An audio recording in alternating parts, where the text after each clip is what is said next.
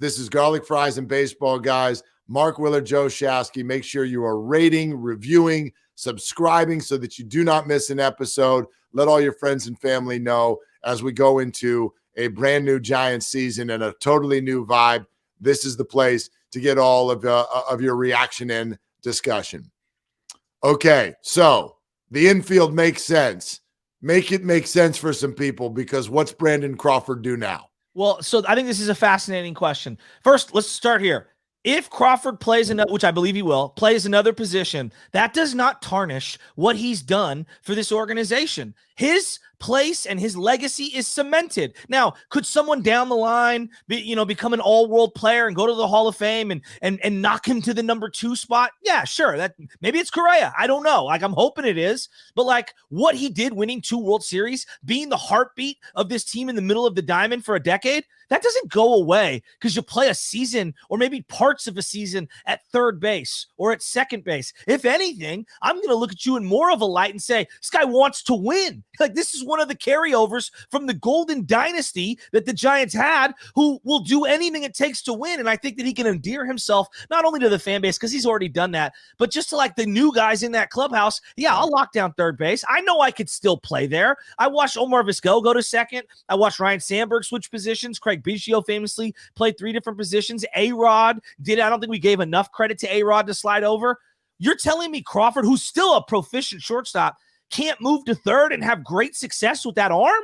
I think it's a win-win. Not only do I think he can, I think he will. I do think that plan A for the Giants is they're going to move Brandon Crawford to be the most of the time third baseman. They are very, very versatile. When there's a tough lefty that they don't want Brandon to face, you've got options like Flores or Davis or VR. Don't forget about David VR, who's in this mix as well. And so I think they're ready to do that. I do also wonder how versatile Brandon will be, or how much moving around he will do, because not only will he be the most of the time third baseman, he obviously flanks Correa when he needs a day off, or if there's a little nagging injury, and therefore you still have an elite level shortstop.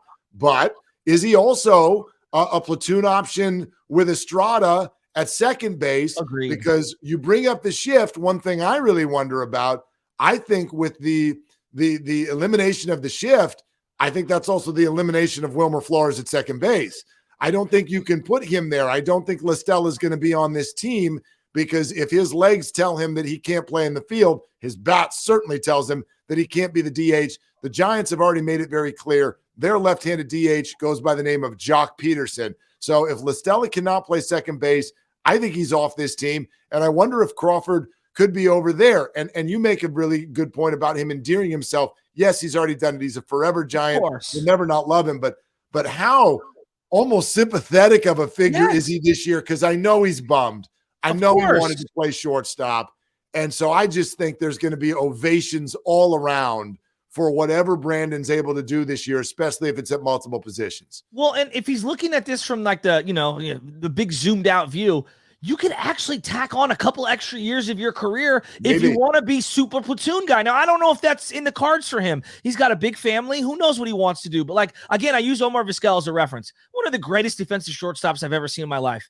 And then he stuck around for another 4 or 5 more years and played second base, because he loved the game so much. So I'm with you. There's enough inventory. We've seen this, guys. Like 162 is a grind. And when you give someone 13 years, I don't think I need to run him into the ground year 1.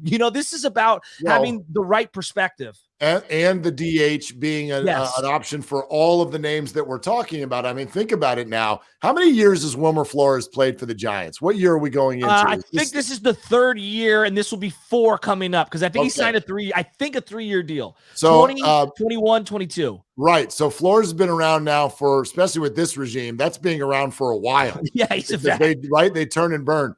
They have signed this guy, and if you go, okay, you signed him to be your fill in the blank.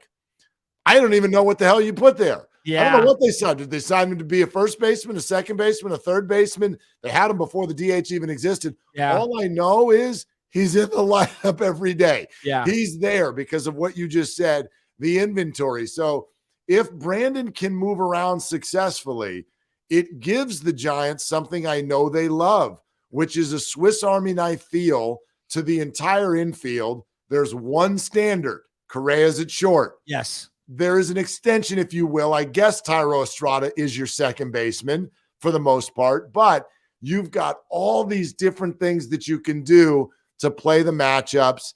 And we know the Giants will always love to do that. And I think there's something to be said for it still.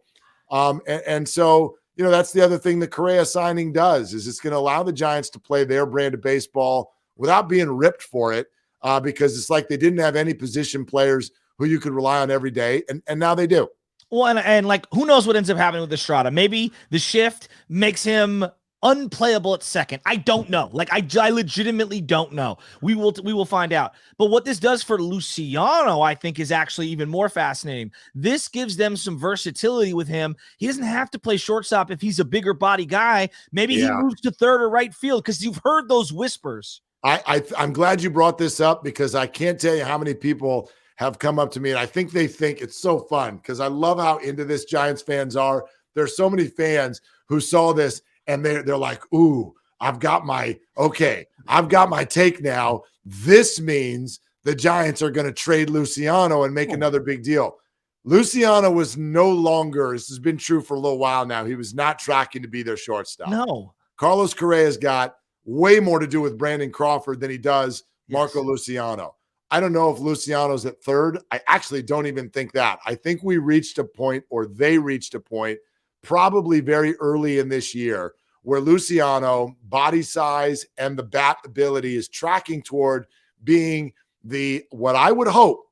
Here's my hope. Okay. Marco Luciano is your opening day 2024 left fielder, especially because we've had this really fun left field opening day thing. Thank you. It's been going on since Bonds, and we're probably going to, I don't know who it's going to be this year, maybe Haniger.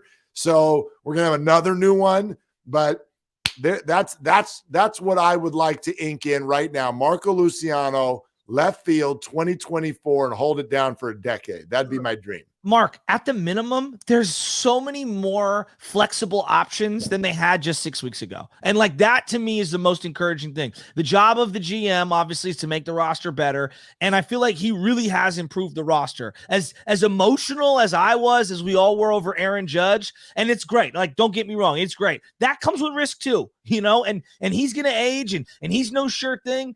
If we're being smart about this and we take a step back, this 2-3-pronged approach, I think it's really going to work. And here's the other thing about why I love Correa that I haven't even touched on. Apparently, he has embraced the ethos of the organization, which is analytics and data. And he is one of the very few people in baseball who will go to younger guys in the clubhouse and say, this is what I'm seeing and what they're showing me, and here's how I want to utilize this. And I think you should too. That's extremely important for me. I think that you've heard the word leadership when it comes to Correa, and here in the Bay Area, there's no way. He's never even played a game in the National League, so we have no idea to know exactly what that means. But here's what I would submit to everybody, because the only thing that you really, really know about Correa is A, he's good, and B, the Dodgers hate him because he's a cheater, right? From the whole scandal, which I think is another great thing for this rivalry. But here's how you should look at it, in my opinion. Yeah. Who finished in second for Carlos Correa? It was the team that just had him. That should tell everybody something. They had him for a year. They know him. They watched every little move that he made. And in Minnesota, United States, decided to come up with almost $300 million to try to keep him. That's how bad the team who had him wanted him. And you don't do that just for a 290 average and 23 home runs. You do that because you totally believe in the person, the player, the teammate, the everything. That to me is very exciting when you think about the guy that the Giants just got. I love that. That's a great point. I mean, that really is, because how many times, we let him walk? Like, that to me is like, well, why'd you let him walk? What's going on here? Now, we found out with the Astros, it's because they had some shortstop who's as talented as Correa, who's 23 years old, who also won basically the World Series MVP. But that's notwithstanding. The Dodger part, I mean, that's just the cherry on top. I love that the Dodger fans hate him. I can already, you can hear the boos. You can hear them. You can hear him at his first trip to Dodger Stadium this year. and I just want to inject it into my veins. Me too. I'm really excited. Look, I want to make sure that this is very clear.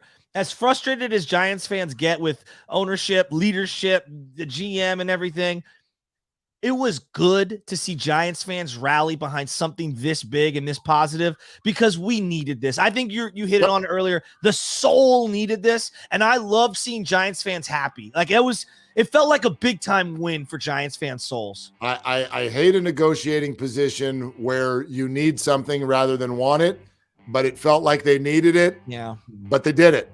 They did it. I mean, I had said a couple of times after the Judge experience, look, they can still save this. But it starts with signing Correa, and then we'll go from there. And they did it. They did it. So to whoever was involved and to everybody who was involved, they did a great job. They did a great job. They got it done, and it changes the entire outlook for Giants baseball going forward this year and beyond. All right. We'll keep it rocking right here. We look forward to talking to you again very, very soon. Rate, review, subscribe. For Joe Shasky, Mark Willard on Garlic Fries and Baseball Guys.